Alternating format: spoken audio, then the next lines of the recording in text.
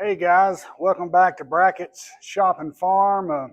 We're back here today on this hot, humid day here in East Tennessee, fixing to start back on the Massey Ferguson 383.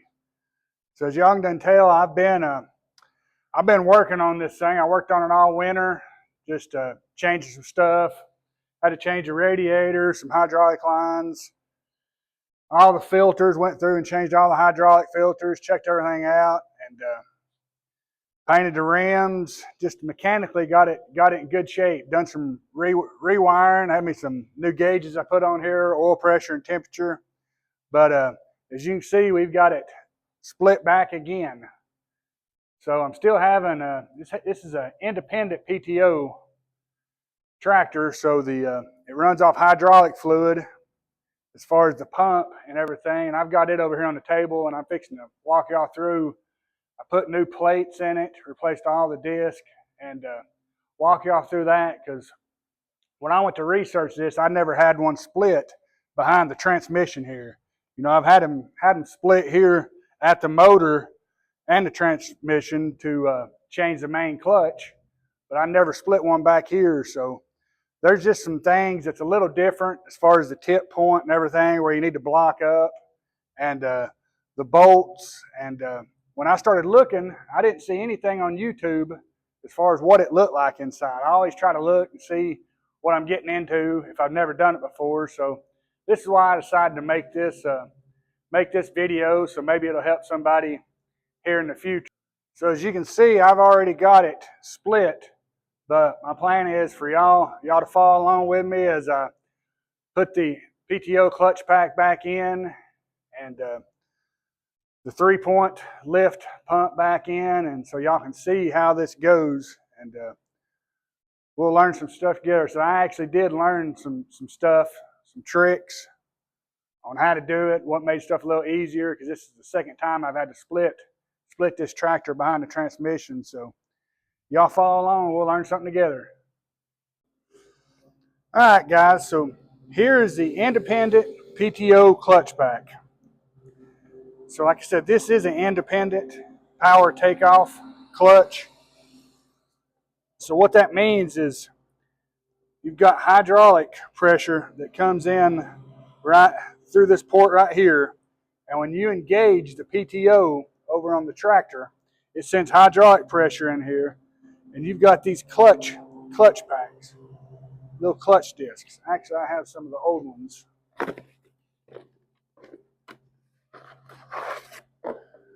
So you've got these clutch discs. Looks like a miniature clutch on a car or something, but there's like 6 or 7 of these in here.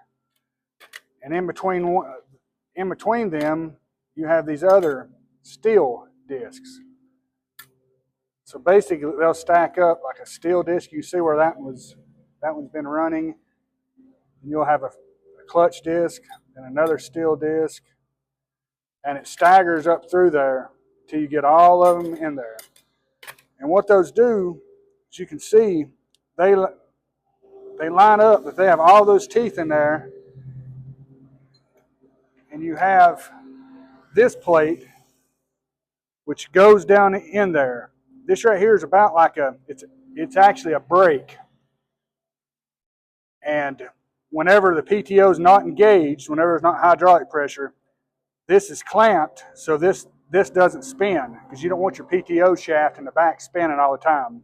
So this has hydraulic pressure, and I'll get to that here in a minute and show you that, to keep it all from spinning whenever the PTO is not engaged. But when the PTO is engaged, it sends pressure through this. This has a couple O-rings in there behind this. If you take the snap ring off behind this plate, then that sends hydraulic pressure into the clutch pack, and this expands. And that causes this all to lock up, so your PTO is turning. When you disengage it, it allows the fluid back out, and these go back in, and that allows this to turn. So that's what you're engaging. The problem I had on the first time I split the tractor, on the very last PTO disc, you can see these like little serrated teeth. there's a trick to getting these all lined up down in there. So like I said, you got to have those, as you can see, they've got to be all lined up and perfect for this to fall down in there. I believe whoever had it apart before I bought it, because I bought it at an auction down in Georgia, they got to the very last disc at the bottom and it didn't go in, so they kind of forced it. And when they did that, they wound up something like that, and it flared these teeth right here out, so it was grabbing onto this the whole time. So no matter I was disengaged and engaging the clutch, it didn't matter, it was just turning. I tried to hook it up to a 7-foot bush hog, see if I could break it loose, and it didn't work. So that's why I split it the first time and fixed that issue. But now I believe these discs are just so wore, and I don't think it got put back together right the first time. So this is where we're at. I just bought a complete rebuild kit, IPTO clutch kit with all new discs, all new plates, O-rings in here, O-rings in the cylinder. I'm just going all new with it. That way I know that everything inside of it's new. So basically, that's the old part. But one of the keys is when you go to put this in, you can line this up as best as you can, but it's still, you just got to be patient with it. This has a thrust washer. I put a little bit of grease, as you can see right here, just to hold that in place. Then when you go to slide this back on, you've got to try to keep pressure off the disc. And once you get it lined up with one, see how that just falls right down in there. And you know it's all the way down because, I don't know if y'all can see that, but that's bottomed out right there against that thrust washer.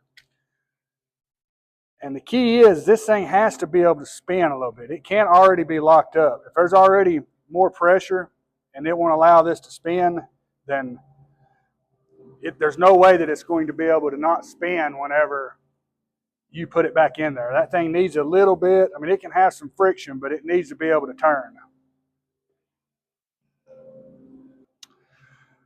So here is the hydraulics. This is the linkage that goes up to your IPTO on the side. So whenever you're engaging and disengaging, what you're really doing is just engaging and disengaging this. This is just like a diverter. This is mounted, if you're facing the front of the tractor, it's on the left-hand side right underneath you. It mounts, there's a plate right there. You can take all these bolts out. And so basically what this is doing is whenever you're engaging, it's transferring through this fluid through here, and that goes through this pipe right here. And then there's a stand pipe that goes out of that into this right here. I don't have it with me right now. I'll show you all that later. But it's got two O-rings, and it basically, whenever you turn on the PTO, it's allowing hydraulic fluid to go through here into this cylinder right here, and that's what expands this clutch pack to engage the PTO. So I'll show y'all how I check mine, but I made a gauge and made me a port, got the right fittings here with a 3/8 JIC fitting and a hose, and got me a 400 PSI gauge. And I wound up, and that's how I was troubleshooting and found out that my pressure was low back here at the clutch pack. I was getting it all the way up to the clutch pack, but coming out of the clutch pack, I was not getting any pressure. And in the manual, the service manual here, it says there should be between 275 to like 325 PSI, I believe it. So here's the stand pipe that I was telling you about that connects from the valve. Here's your linkage, like I mentioned. It goes up, it turns your PTO on. Here's the pipe. One piece of pipe goes in there, and the other one goes to this hydraulic cylinder right here. So when you turn on the PTO, it redirects hydraulic fluid through this, through the hydraulic cylinder here, and expands that, causes those to expand out. which then that's what engages your PTO. That's why it's independent PTO. It has nothing to do with the main clutch like a lot of the regular PTOs does. This one's strictly off hydraulic and it's controlled by this clutch pack back here. So it's independent of the main clutch, hence independent power takeoff. But as I was saying earlier about this disc right here, here is the mechanism for it. You've got this little setup right here, and what that does is that just grabs a hold. When the pressure is not being diverted through this to your clutch pack, when you turn this off, this right here grabs a hold. It puts pressure on this cylinder right here. Kind of deadheads it right there, and that puts pressure on this, which gives more resistance so your PTO is not turning all the time. Like I said earlier, this has to be able to spin some. You don't want it locked down. But that right there helps grab a hold of that to help keep it from spinning whenever the PTO is not engaged by diverting. Like I said, this right here is just a valve. One way or the other. It goes up through the linkage on the hand on the side. You either turn it on, engage, or not. But when it's not engaged, like I said, the oil goes to this valve, which causes this to collapse on this to hold it in place. So here is what they call the lift pump. PTO, it works with, it works independent of the PTO. This right here has to do with your 3-point, your lift arms in the back. So this right here, it's basically, they call it like a Scotch yoke type pump, but it just delivers oil through this vertical pipe that's on top of your tractor rear end. There's a pipe that goes up, and it delivers fluid and pressure to that and goes to the back big cylinder that controls your lift arms. So this really has nothing to do with the independent PTO, but I had to take this out in order to get the PTO. And there's some tricks because there's 2 couplings you have to line up here on to get that transmission back in. You've got the clutch coupling and you've got this PTO coupling. So as you know, I learned a trick when I did that, when I rolled it back together the first time. It took me a little while, but I figured out a trick that I'll show y'all whenever I go back to put it back together. All right, guys, so here's a close-up of the rear end housing. This is where I'm working.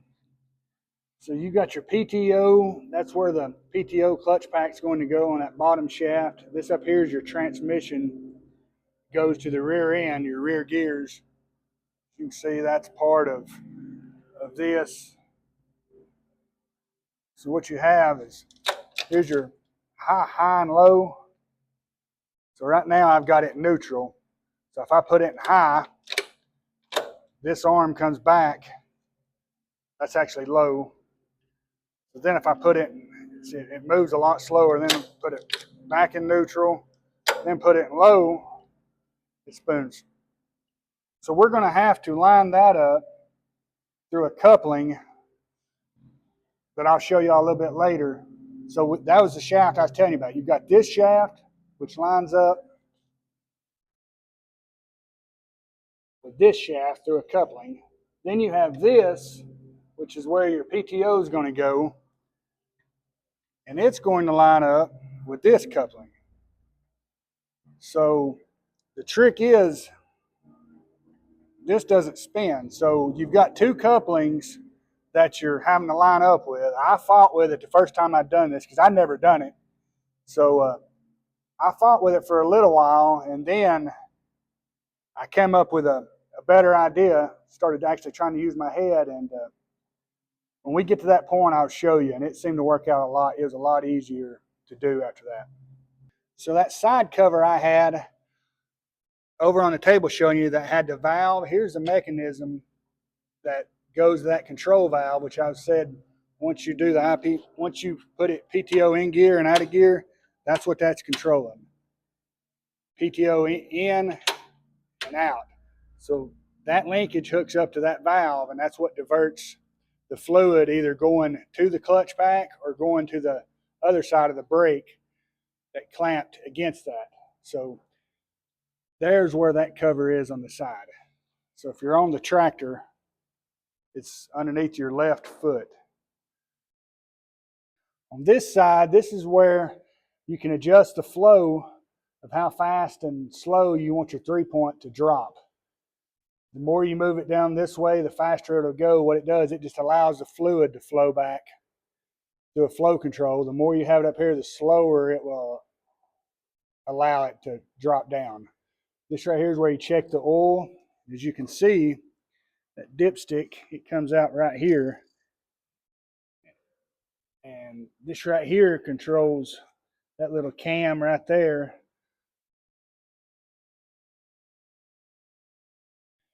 Just to show you a few things while we're already down here, this right here is your rear diff lock. So that'll lock your rear end if you need to get through some mud or something or give better traction.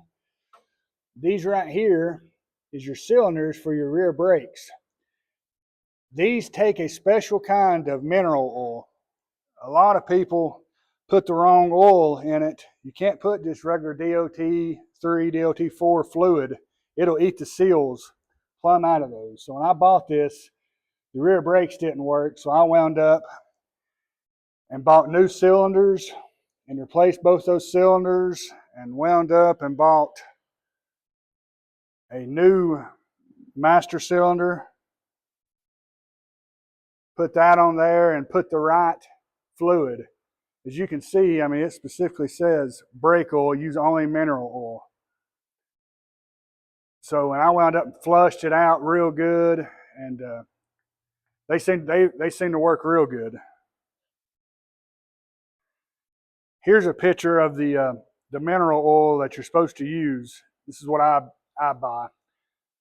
I've ordered it. You can get it at Napa. My local Napa store carries it, or I think you can order it on Amazon. But it's LHM Extra Mineral Brake Fluid. It's actually an AGCO part.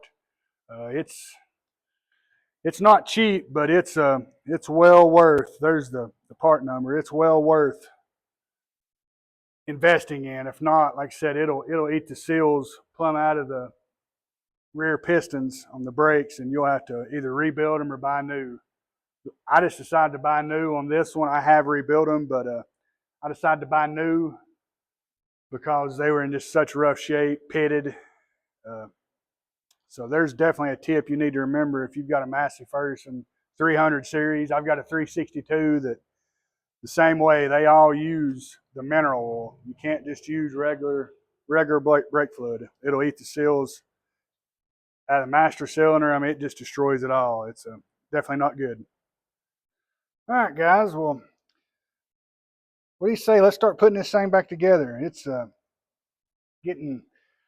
I'm going to get this back together for last cutting of hay here in about another month or so. So I know after this I need to replace the main clutch. So I'm going to do a video on that. But right now we're just hoping to get this PTO back together and get it rolled back together, and hopefully it'll be fixed.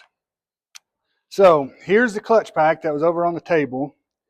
And like I said, this goes on this bottom shaft right here.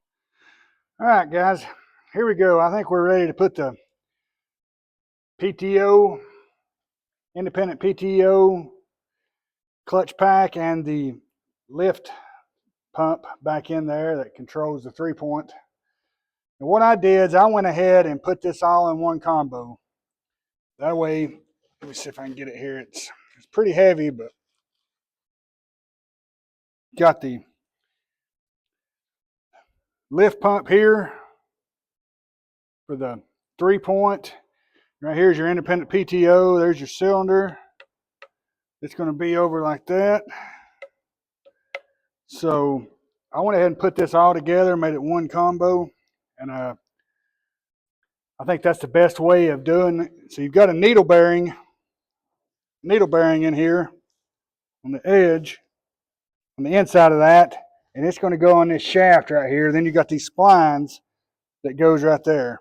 Now, if y'all can see, that thing's got a circlip in there. It's kind of like a dead stop.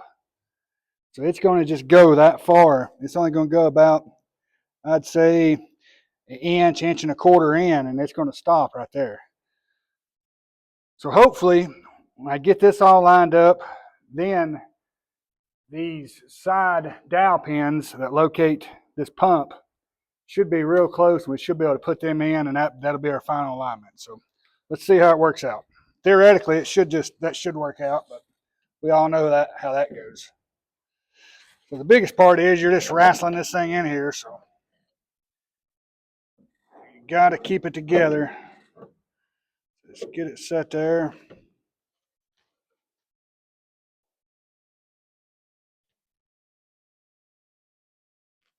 Try to get your hand back from the gloves. You can get a pry bar to help just lift that back up.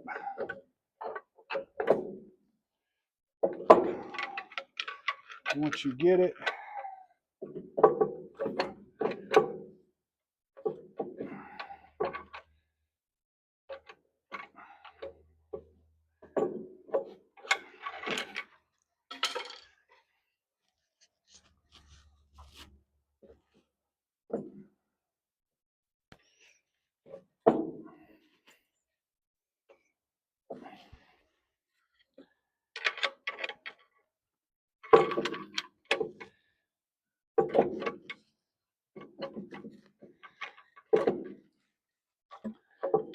my old saying is, if it's easy, everybody would do it, but it's just you gotta take your time,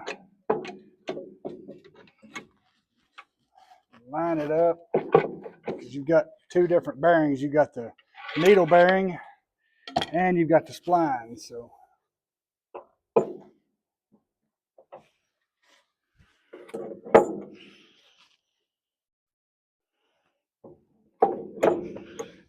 just can't give up. Got to keep working on it. It's there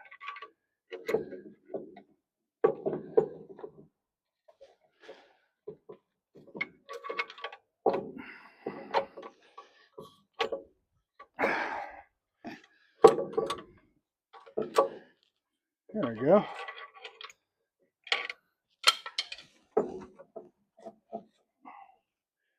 Okay, let's see how close that is. Here's your dowels. I mentioned, remember, always check that washer there. It's got an O-ring type seal, and they will leak.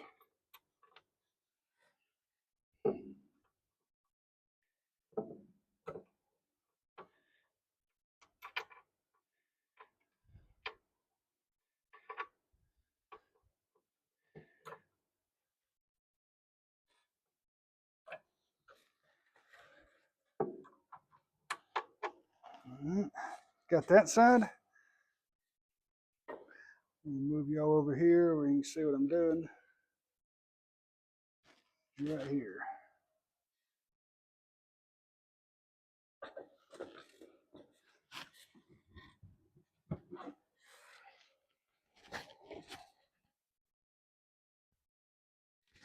See that one right there? Don't. O-ring fell off. O-ring is rubber washer.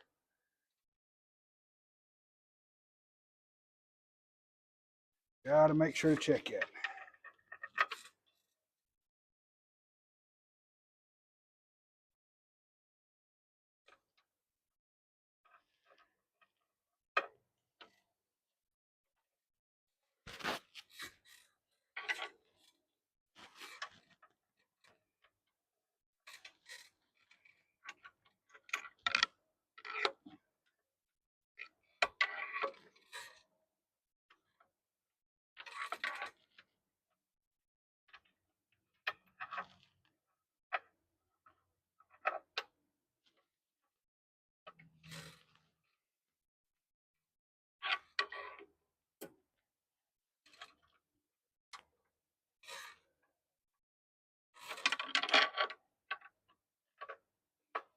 There we go.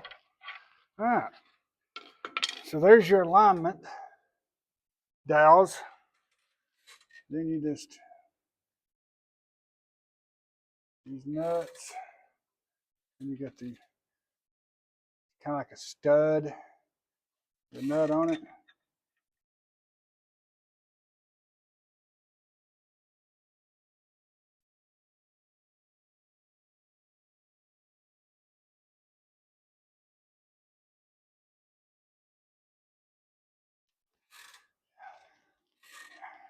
I actually think that's just a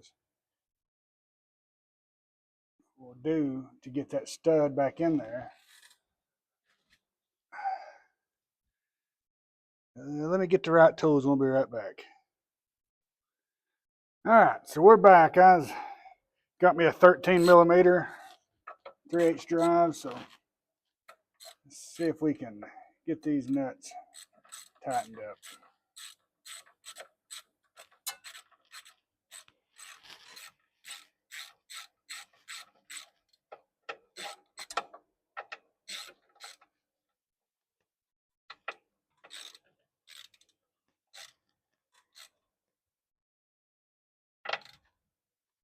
All right. So now we've got the pumps back in there, the PTO and the lift pump. You can see how that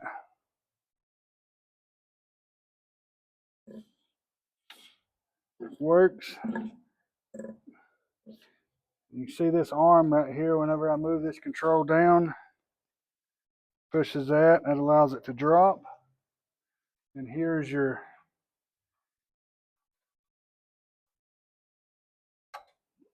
there we go. Here's your cam lifter that adjusts the speed of your lift. All right, let me get the side cover ready and we'll come back and put it on. All right, guys, I think we're ready to put the side control valve on. Here's what that is. And like I mentioned, this right here is kind of like it's a brake. That goes over that piece kind of on the rotor. What it does is whenever the PTO is not engaged, the pressure dumps to this little cylinder right here, and that keeps pressure on that, keeps the PTO from spinning. I'm not gonna lie to y'all, this is not fun most of the time. It can be a pain to get everything because you're trying to get this in that little tight hole. Then you have this stand pipe that goes in here, and then it goes down into that hydraulic cylinder that pressurizes the actual clutch disc on the PTO, which causes it to engage. So it can be a little pain. You just got to have patience and just keep working at it. So let's try and let's see how this goes. Either way, it's going to be fun. It's going to be great. So I did replace the O-rings on this because the ones that was on it they were brittle, hard and brittle. So I did go ahead and replace those. Make sure we get a good seal there. So I can't remember which one, if this goes in first down here.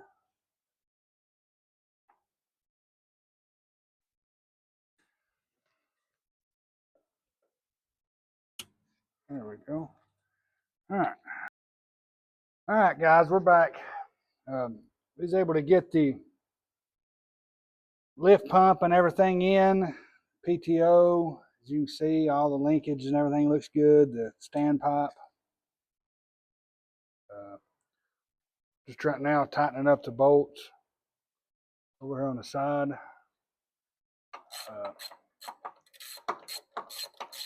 We're going to probably tighten those up, and then I'll let that material set up and call it evening and see what happens tomorrow. Appreciate y'all following along. Stay tuned for more to come.